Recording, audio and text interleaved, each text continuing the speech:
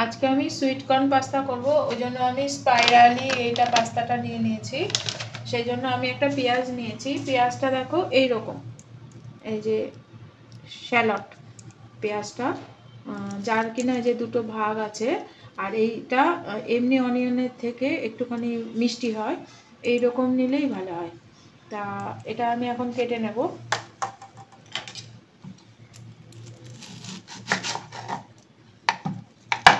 এটা নিলে এটা এমনি পেঁয়াজের থেকে একটু মিষ্টি হয় বেশি, আর এই পাস্তাটায় এই পেঁয়াজটা নিলে বেশি টেস্টি হয়।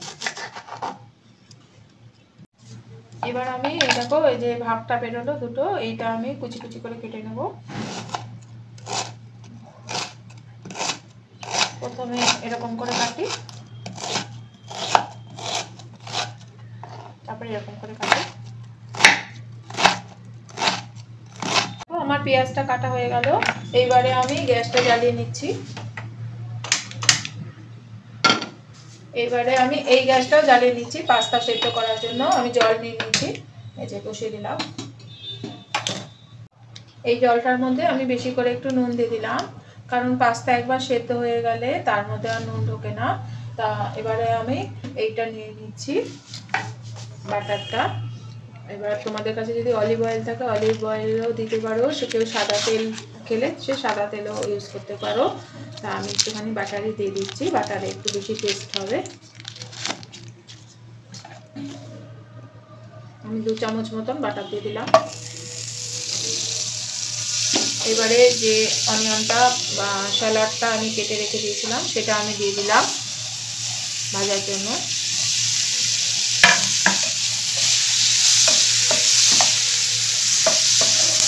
এটা 2-3 মিনিট ধরে একটু ভাজা হোক।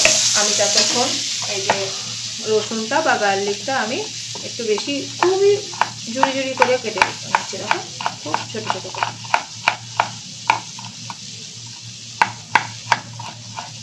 দেখো গার্লিকটা একদমই ঝুড়ি ঝুড়ি করে কাটতে হবে। ওই দিক থেকে কেটে নিয়ে আমি আরও বারবার করে এটাকে কুচি করে নিচ্ছি।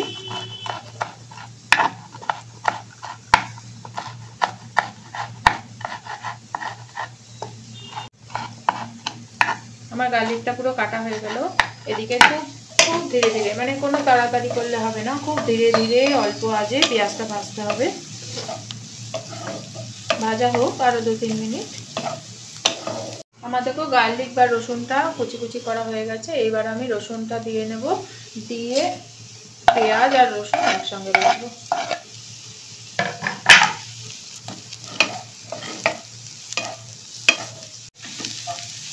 দেখো পেঁয়াজ আর রসুনটা প্রায় ভাজা হয়ে গেছে।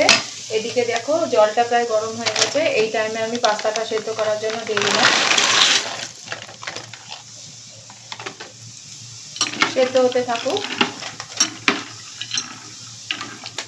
এটা 7 মিনিট সেদ্ধ হওয়ার জন্য রাখি, কারণ এটাই লেখাই আছে এটা 7 মিনিট সেদ্ধ হবে। দেখো এবার কর্নটা, সুইট কর্নটা আমি এর মধ্যে দিয়ে দিলাম। আমি আগে থেকে এটা ধুয়ে রেখে দিয়েছিলাম। এবার আমি এটা অল্প করে একটুখানি ভেজে নিই।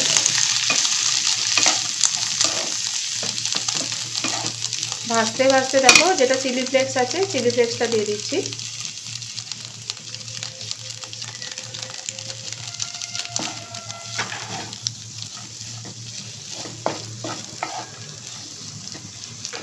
এবার আমি ব্ল্যাক পেপার যেটা সেটা দিয়ে দিলাম অল্প করে।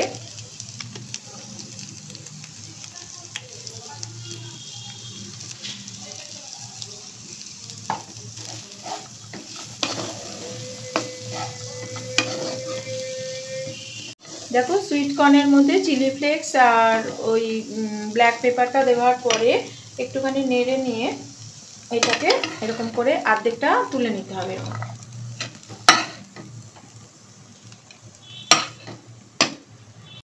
এরপরে আমি এর মধ্যে ক্রিমটা দিয়ে দেবো। দেখো অল্প করে ক্রিম দিচ্ছি,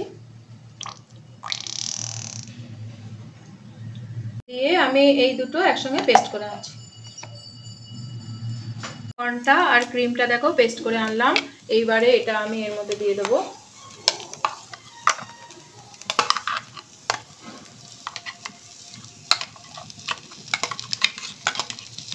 এবার পাস্তার যে জলটা আছে এই জলটা আমি এর মধ্যে অল্প একটুখানি দেবো, কারণ বাটিতে লেগে রয়েছে। এটা ধুয়ে আমি এর মধ্যে এটা দিয়ে দেবো।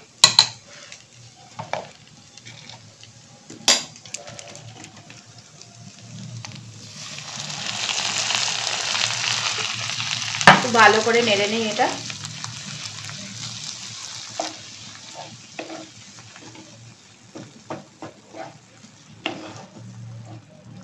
এর মধ্যে আমি আরেকটু ক্রিম দিয়ে দিলাম।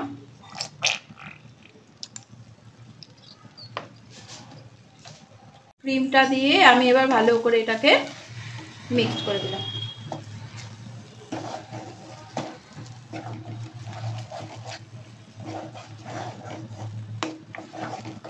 এটা রান্না হতে হতে আমি এদিকে টমেটোটা কেটে নিচ্ছি। টমেটোটা ঝুড়ি ঝুড়ি করে কাটতে হবে।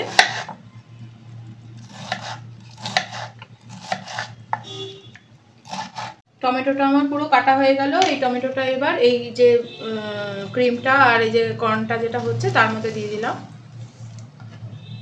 দিয়ে 2 মিনিট জাস্ট নেড়ে নিচ্ছি।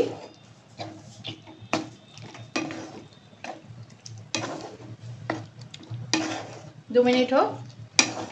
দেখো টমেটোটা দেওয়ার পরে আমার 2 মিনিট ফোটা হয়ে গেছে। এরপরে আমি পামেসান চিজটা দিয়ে দেব।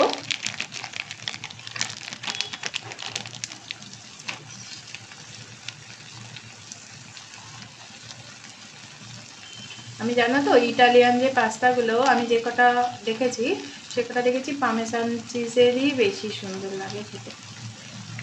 এই পামেসান চিজটা দিয়ে দেবো, অমনি এটার একটা আলাদা টেস্ট এসে। ঠিক আছে, আমি দিচ্ছি। এইবারে আমি চিজটা দিয়ে ভালো করে নেড়ে নিলাম।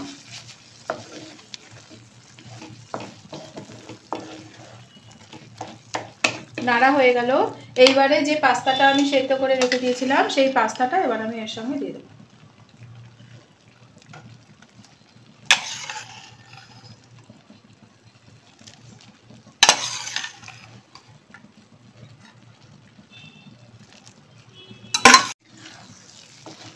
এইবারে আমি পাস্তাটা দিয়ে আবার 2 মিনিট ফুটিয়ে নেব।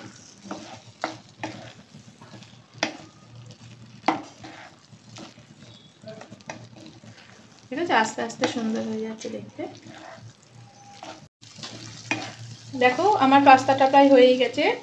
তোমরা লক্ষ্য করেছো নিশ্চয়ই আমি এর মধ্যে নুন দেইনি, কারণ পাস্তাটা যখন সেদ্ধ করেছি ওই জলের মধ্যে অনেক বেশি নুন দিয়েছিলাম, সেই জন্য পাস্তার মধ্যেও নুন চলে এসেছে। আবার বাটারটা যেটা দিয়েছিলাম সেটা সল্টেড বাটার দিয়েছিলাম। আবার যেটা যখন আমি মিক্সার গ্রাইন্ডারের বাটিটা ধুয়ে দিলাম তখনও আমি এই যে পাস্তার যে জলটা সেটা দিয়েছিলাম, সেজন্য আর দিলাম না। নুনটা পুরো কমপ্লিট ঠিকঠাকই হয়েছে। এরপরে দেখো আমি বেসিল, এটা লিফের এটা যেটা শুকনো সেটা দিলাম। তোমাদের কাছে যদি তাজা তাজা একদম টাটকা টাটকা বেসিল থাকে সেটা দেবে, কিন্তু আমি তো বেসিল টাটকা টাটকা পাইনি, আমি ওই জন্য এটা ড্রাইটাই দিলাম। এটুকুনি দিয়ে দিলাম, দিয়ে আমি ভালো করে নেড়ে দিলাম। তাহলে আমার যে পাস্তা এপিসোডের 4th নাম্বার যে পাস্তাটা সেটাও আমার কমপ্লিট হয়ে গেল। দেখো তোমাদের কীরকম লাগলো। দাঁড়াও, এবার আমি গ্যাসটা বন্ধ করে দিচ্ছি। আমার রেডি। এরপরে আমি পরিবেশনের জন্য তুলে নেব।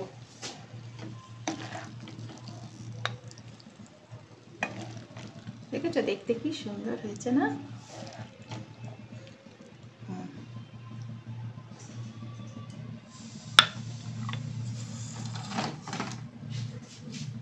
আমার এই সুইট কর্ন পাস্তাটা তোমাদের কাছে কীরকম লাগলো আমাকে অবশ্যই জানাবে।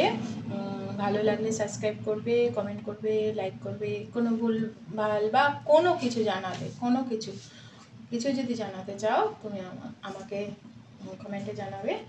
যখন আমি খাবো তার আগে এই যে একটুখানি পামেসান চিজটা একটুখানি দিয়ে এরকম করে গার্নিশ করে, দেখো এরকম করে নিয়ে তারপরে আমরা খাবো।